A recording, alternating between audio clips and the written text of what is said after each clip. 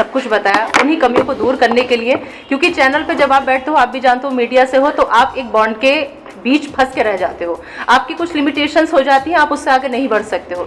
लेकिन अगर आपको अपनी लाइफ में कभी भी ऐसा मौका मिले कि आप अपने विधानसभा के लिए, आप अपने शहर के लिए, आप अपने संभल के लिए कुछ करें, तो मैं चाहती हूँ मैं ही नहीं, सब लोगों को आगे आना चाहिए और इस मौके को जितना कैश हो सके वो करना चाहिए। अगर आपको ये मौका मिल रहा है तो आप जरूर आगे बढ़िए और अपने संभल की सूरत और दिशा दोनों बदल डालिए। आप कांग्रेस को ही क्यों चुना आपने? बहुत सारी पार्टियां थी आपके सामने। कांग्रेस की विचारधारा इसलिए क्योंकि आप बाकी और पार्टियों का, यहाँ मैं किसी पार्टी का जिक्र नहीं करूंगी क्योंकि उन्होंने क्या किया है ये संभलवासी बहुत अच्छे से जानते हैं। अभी तक अगर उन्होंने कुछ किया होता तो शायद मैं आज यहाँ आपके रूप में यहाँ नहीं बैठी होती, क्योंकि मुझे भी जरूरत उन्हीं की होती।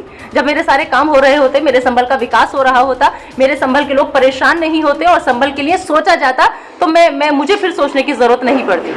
प्रियंका गांधी जी ने जो नारा दिया है, मैं लड़की हूँ लड़ सकती हूँ, क्या आप उसको साकार कर पाएंगी और क्या उसको लेकर के आपकी रणनीति रहेगी? मैं ही नहीं, प्रियंका दीदी के इस सपने को संभल की हर लड़की साकार करेगी और कैसे साकार करेगी उसे करने के लिए हम लोग यहाँ पर आए, क्योंकि उनकी हक की आवाज जिस तरीके से कांग्रेस पार्टी उठा रही है, आप सबको याद होगा कि तमाम पार्टियां जब आती हैं तो सबसे पहले मुद्दा उठाती है महिलाओं की सुरक्षा को लेकर, लेकिन वो सारे वादे, वो सारे दावे उनके होते हैं कि जब हम सत्ता पर काबिज हो जाएंगे तब महिलाओं के लिए ऐसा करेंगे, जब हमारी जीत निश्चित हो जाएगी तब हम महिलाओं के लिए ऐसा करेंगे, हमारी सरकार बन जाएगी तब हम महिलाओं को ये देंगे। लेकिन कांग्रेस पार्टी एक मात्र ऐसी पार्टी जिसने न हार की फिक्र करी, जिसने न जीत की चिंता की, उसने सबसे पहले आने से पहले ही महिलाओं को सम्मान दिया, उन्हें उनका हक दिया और यही वजह है कि 40% जो टिकट बंटवारा हुआ है वो महिलाओं को गया है। तो आप अंदाजा लगा सकते हैं कि जो पार्टी आने से पहले ही अगर औरतों के लिए, महिलाओं के लिए, लड़कियों के लिए इतना सोच रही है और वो जब सत्ता में आ जाएगी तो वो क्या नहीं करेगी। और ये वादा हमारा सिर्फ चुनावी वादा नहीं है कि हम सिर्फ ये अपनी घोषणा पत्र के जरिए यहीं तक सीमित रखेंगे, ये हमारी लड़ाई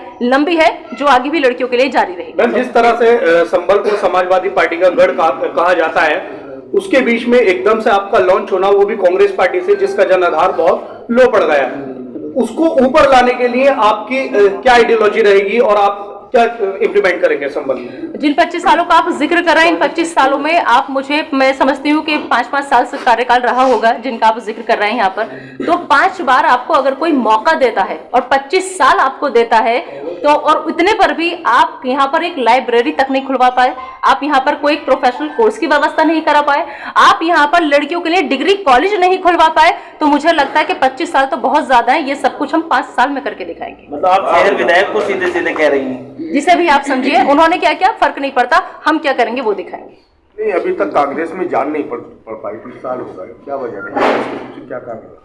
ये अपनी अपनी सोच है कांग्रेस का। अगर आप वो दौर भी याद करेंगे तो शायद ये जान वाली बात आप भूल जाएंगे कि कांग्रेस अपने वक्त में ऐसी भी रही है कि हर किसी की जबान पर कांग्रेस था। और देखिए, हार और जीत दो ही चीजें होती हैं राजनीति में, पॉलिटिक्स में। हर किसी को हार नहीं मिलती और हर किसी की जीत नहीं होती। दौर अगर वो नहीं रहा तो ये भी नहीं रहेगा। यही दौर बदलने के लिए हम आए हैं और कांग्रेस की जीत इस बार निश्चित है। संभल के लिए आपका विशेष मुद्दा क्या रहेगा?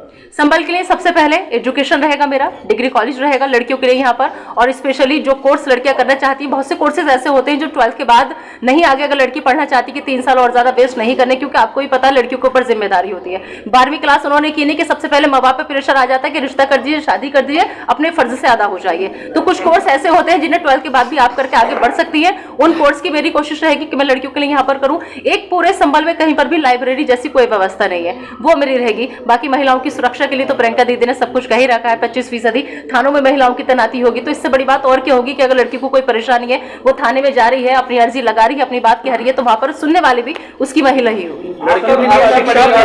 रोजगार का नाम नहीं लिया आपने, यानी डिस्क्रिमिनेट कहीं ना कहीं हो रहा है। मैंने डिग्री कॉलेज सिर्फ लड़कियों के लिए नहीं कहा। अगर कॉलेज बनेगा तो लड़की भी इसमें पढ़ेंगे, तो जब पढ़ेंगे तो रोजगार भी मिलेगा। पढ़े लिख के घूम रहे हैं और रोजगार नहीं, ऐसा है। तो फिर पढ़े लिख के है लेकिन रोजगार नहीं है, उस पर क्या करेंगे आप? रोजगार के लिए भी हमारे यहाँ पर नौकरियों की बात कही गई है। और जो चीज हम अभी कहने में और करने में, दोनों चीजों में फर्क होता है। मैं आपसे ये नहीं कहूंगी कि मैं लंबी लंबी बातें कह के यहाँ से चली जाऊं कि बस मेरे बोलने की ड्यूरेशन पूरी हो जाए कि हम ये करेंगे, हम ये करेंगे। थोड़ा सा वक्त दीजिए, 10 मार्च का इंतजार कीजिए, उसके बाद में इंशाल्लाह आपको ये सवाल पूछने की जरूरत पड़ेगी। ये मेरा अब आप जो राजनीति में ही रहेंगी या फिर से अपने पुराने पेशे में पत्रकारिता में? नहीं, कांग्रेस पार्टी में महज में कांग्रेस पार्टी का नाम इस्तेमाल करके या प्रियंका दीदी के साथ एक फोटो सोशल मीडिया पर लेकर डालने के लिए नहीं आई हूँ। मैं अब जब सब कुछ छोड़ के आई हूँ तो कांग्रेस पार्टी के साथ ही संभल में आगे बढ़ूंगी। आज के कार्यक्रम में आपकी पार्टी के जिलाध्यक्ष दिखाई नहीं दे रहे? हमारे जिला अध्यक्ष और कामों में बिजी हैं और वो लगातार हमारे साथ है। अगर देखा होगा पिछले 4-5 दिन से लगातार हमारे साथ है। आज उन्हें कहीं जाना था, कुछ परमिशन वगैरह का इशू था, तो वो उसके लिए लगे हुए हैं।